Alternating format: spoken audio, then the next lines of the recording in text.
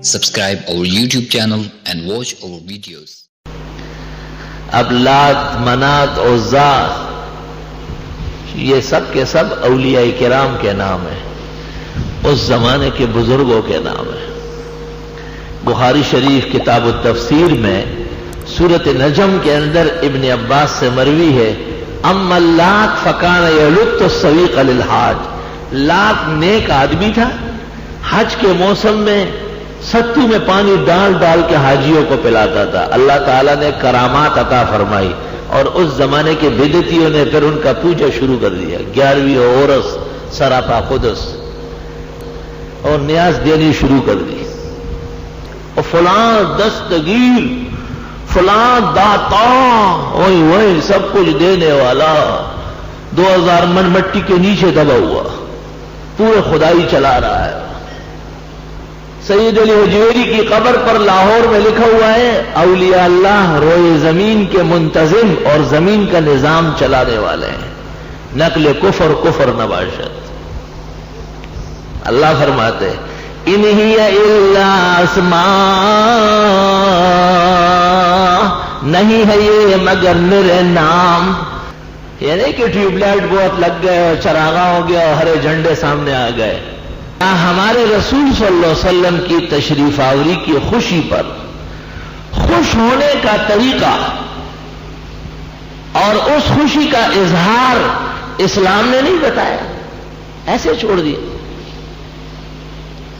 کہ buns road کے بدعتی اور طرح میلاد کر رہے ہیں، پنجاب کے بدعتی اور طرح میلاد منا رہے ہیں، اور دیہاتوں کے بدعتی نئے طرز کا میلاد کر رہے ہیں۔ یہ رہنما اصول شریعت میں نہیں ہے، یہ تو کم از کم ان کو اس پر تو غور کرنا چاہیے تھا۔ اور عربستان میں اور طرح میلاد شریف ہے، عربستان میں عجیب و غریب میلاد ہے۔ مدینہ منورہ میں ایک بہترین محل کے نیچے 2 خوبصورت بڑے بڑے گدھے بندھے ہوئے تھے، جالی لگی ہوئی، جب بھی ہم گزرتے اندر صفائی ہو چکی ہوتی، دانہ رکھا ہوا ہے، تازہ گھاس آئی ہے، پانی موجود ہے۔ یا رب، مدینہ منورہ میں اور ایک بہترین محل کے نیچے یہ 2 گدھے بندھے ہوئے۔ ایک دن میں نے اپنے ساتھی کو کہا، آج بیٹھتا ہوں ادھر، پتہ تو کرتا ہوں یہ کائے کے لیے یہاں پالے۔ ہم بیٹھے رہے وہاں، اچانک وہ نوکر آیا، کھولنے لگا۔ میں نے کہا شیخ ہے شاہزہ، ھذا للمیلاد، یہ میلاد النبی کے لیے پالے ہیں، لے نرکب علیہا نروح الی مکہ وہم یرکبون علیہا ویروح عندنا المدینہ ھذا میلادنا۔ وہ جو حلیمہ سعدیہ سواری پر آئی تھی بچوں کو لینے کے لیے، حضرت ملے تھے، تو یہی سواری تھی اس میں۔ تو مجھے کہتے ہیں کہ ہمارا میلاد یہ ہے کہ ہم یہاں سے ان پر بیٹھ کر مکہ جائیں گے اور مکے والے بیٹھ کے مدینہ آئیں گے۔ یہ میں نے کہا پاکستان کے بریلویوں کو گدھے پہ بٹھانا چاہیے، ان سے اصل میلاد تو گم ہو چکا ہے جو عربستان میں ہو رہا ہے۔ سوال یہ ہے کہ یہ جو بندر روڈ گزرتے ہیں اور جلوس نکالتے ہیں اور چھوٹے چھوٹے بچوں کو صبح سے ہری پگڑیاں باندھ کے دھوپ پہ، کڑی دھوپ پہ کھڑا کر لیتے ہیں، یہ کون سی عبادت ہے؟ کوئی پوچھ تو لے کہ بھئی یہ عبادت کب سے بنی ہے؟ یہ تو ابھی 4-6 سال پہلے سے آپ نے شروع کیا ہے، خود آپ کے بڑوں کو اس کا پتہ نہیں ہے۔ اللہ تعالیٰ ان سے ایسا ناراض ہے کہ ہر وہ کام جس کا ثبوت ہو وہ یہ نہیں کریں گے۔ درود شریف کا ثبوت ہے نا، تو اونچی آواز سے یا آہستہ؟ تو یہ اونچی آواز سے پڑھتے ہیں، اس کا ثبوت نہیں۔ درود شریف کھڑے ہو کر ہے یا بیٹھ کر؟ ہم تو جو اسلام جانتے ہیں اس کے آخری قاعدے میں بیٹھ کر ہے، یہ کھڑے ہو جاتے ہیں۔ ناراضگی دیکھو ذرا، ہر چیز میں ان کو الٹی مار پڑی ہے۔ درود شریف ہر شخص نماز میں اپنا پڑھتا ہے، نماز جماعت کی ہوتی ہے، لیکن ہر شخص کہتا ہے اللہم صلی علی محمد وعلی آل محمد کما صلیت علی ابراہیم وعلی آل ابراہیم انک حمید مجید، اللہم بارک علی محمد وعلی آل محمد کما بارکت علی ابراہیم وعلی آل ابراہیم انک ہر نمازی سارے یہ مل کر پڑھتے ہیں، آواز لگا کر، شور و غل مچا کر۔ خدا تعالیٰ ناراض ہے ان سے۔ حکم یہ ہے کہ جب اذان ختم ہو جائے تو ہر امتی درود شریف پڑھ لے، ثم صلوا علیہ، طحاوی کی روایت میں، شرح المعانی کی۔ یہ کسی جگہ نہیں ہے کہ مؤذن پڑھے اور اذان کے لہنے اور آواز میں پڑھے یا پہلے پڑھے، ہر جگہ ان کو سنت سے انحراف کا عذاب دنیا کے اندر دیا جا رہا ہے۔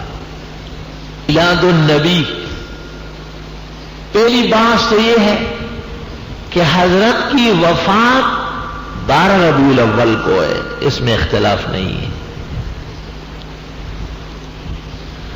اور حضرت کی ولادت باسعادت وہ 8 کی تاریخ گزرنے کے 9 تاریخ کی صبح کو ہے۔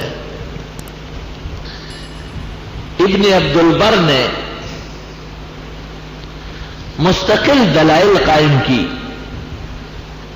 اور فیصلہ محدثین کا ہوا کہ اس کے علاوہ ولادت کی جتنی تاریخیں کہی گئی ہے وہ سب کے قلم ہے، خطا ہو گئی، اور شمسی اور قمری حسابات لگائے گئے تو 12 تاریخ ولادت کی کسی صورت میں نہیں بنی کہ دنیا میں پہلی میلاد، مجلس میلاد، وہ موصل شہر میں مظفر الدین کوکری ابن اربل وہاں کا بادشاہ تھا، اس کے حکم پر منعقد ہوئی ہے 604 ہجری میں۔ مظفر الدین کوکری ابن اربل موصل شہر میں، اور جس بدعتی نے فتوی دیا تھا اور کتاب لکھی ہے التنویر فی مولد البشیر النذیر کے نام سے کتاب لکھی، اور بادشاہ نے اس زمانے کے مطابق 1000 دینار اس کو انعام دیا۔ اس کا نام ہے عمر ابن دحیہ ابو الخطاب، وہ مرا ہے 633 میں، اور مظفر الدین کوکری ابن اربل موصل کا بادشاہ مرا ہے 630 میں۔ اور میلاد کی پہلی نشست منعقد ہوئی ہے 604 میں، اچھی طرح سمجھ لو، 604 سے پہلے 6 صدیاں جو گزری ہے، صحابہ کرام 110 تک رہے، تابعین اور اتباع تابعین تقریباً 300 تک رہے، صحابہ ستہ اور غیر ستہ 400 سے پہلے مدون ہو گئے، مذاہب اربعہ 240 ہجری تک مکمل ہو چکے ہیں۔ موجودہ دور اور زمانے میں حدیث کی جتنی بڑی کتابیں ہیں مکمل ہو چکی ہے، اور اسلام مشرق اور مغرب تک پہنچ چکا تھا۔ زابل و کابل و کاشغر میں اسلامی فتوحات قائم ہو چکی ہے۔ کسی کو بھی میلاد کا خیال نہیں تھا کہ ربیع الاول کا مہینہ ہے اور اس میں جھنڈے ونڈے لگائے جائے اور جلوس نکالا جائے اور ایک خاص قسم کی نشست قائم کی جائے۔ 604 ہجری میں پہلی مرتبہ مظفر الدین کوکری ابن اربل موصل کے بادشاہ نے عمر ابن دحیہ ابو الخطاب کے کہنے سے میلاد منعقد کیے۔ وفیات العیان میں ابن خلکان لکھتے ہیں کانا مسرفن مبذرن پرل درج کا فضول خرچ، خزانے کو تباہ کرنے والا اور عوام کو دھوکہ دینے والا۔ حکمرانوں کا کام یہی ہے، لوگوں کو غلط باتوں میں الجھا کر اپنا الو سیدھا کرتے ہیں۔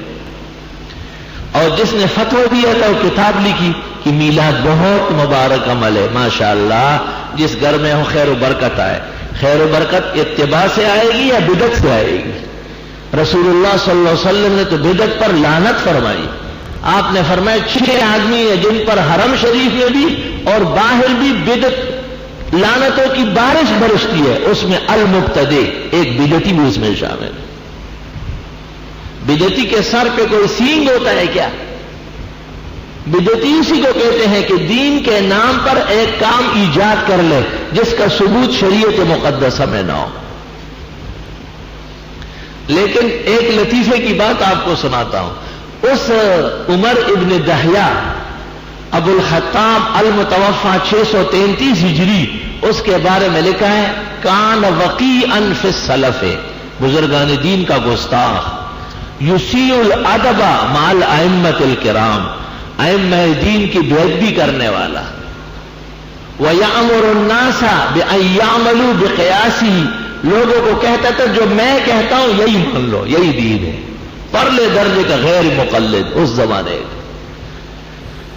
اور ان بدعات میں یہ اپنے آپ کو حنفی کہنے والے بھی پرلے درجے کے غیر مقلد ہے، ورنہ حنفی فقہ میں دکھا دے ہمیں نور الہدایہ سے ہدایت تک اور خلاصے سے قاضی خان اور بزازیہ تک اور مبسوط سے مبسوط محمد تک کوئی دکھا دے کہ کہاں میلاد النبی کا دن قائم ہوا ہے، کس تاریخ کو کون سا پروگرام شریعت نے ہمیں دیا ہے۔ عید کا لفظ موجود ہے مکہ کہ انہوں نے کہا یہ آیت ہمارے ہاں آ جاتی تو ہم اس تاریخ کو جشن کر لیتے، عید مانے جشن۔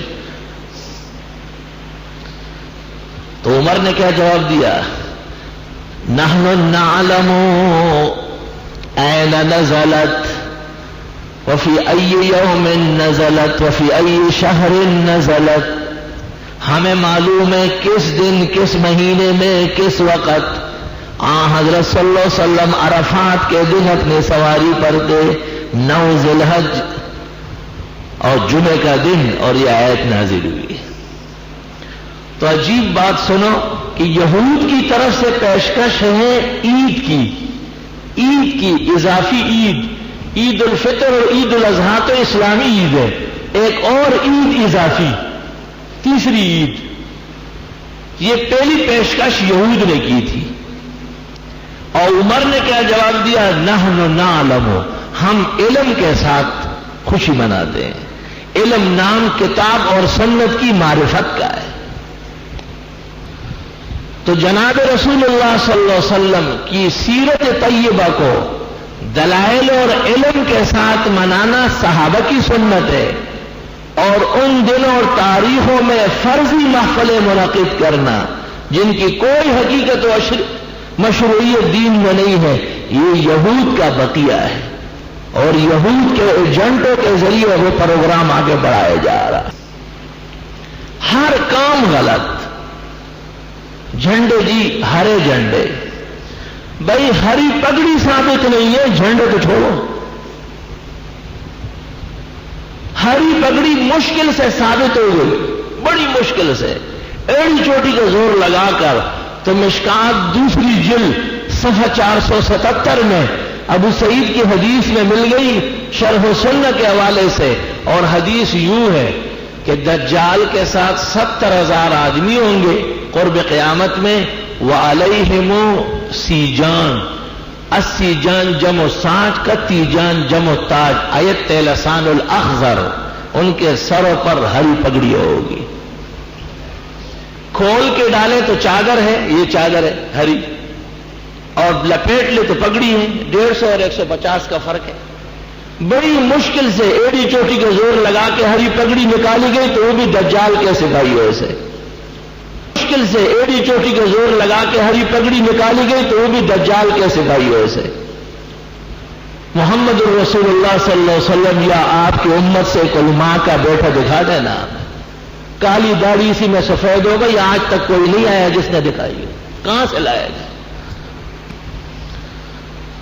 پگڑی سفید، احب الثیاب الی اللہ البیاض، ترمذی شریف، بہترین کپڑا اللہ کو پسندیدہ سفید ہے۔ ففیہا تکفنون موتاکم، اسی میں مردوں کو دفن کرتے رہو. ان کو چاہیے اپنے مردوں کو ہرے پینٹ پہنائے تاکہ دجال بھی خوش ہو جائے.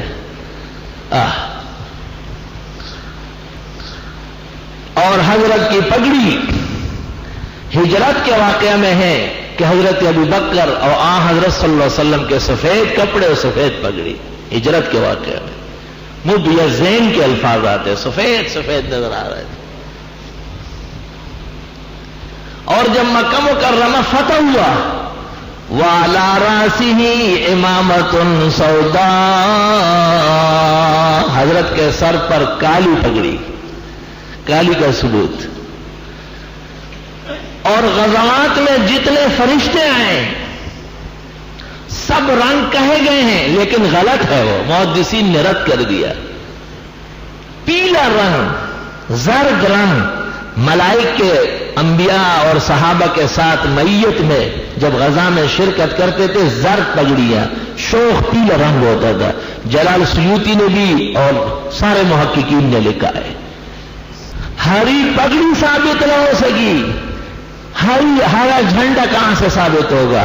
شمائل ترمذی، کتاب السنہ ابو داؤد، کتاب السنہ ابن حبان، تمام معتبرات میں ہے. وکان لواؤہ ابیض، حضرت کا جھنڈا مبارک سفید تھا. طالبان کے جھنڈے سفید ہوتے تھے افغانستان، سفید جھنڈا.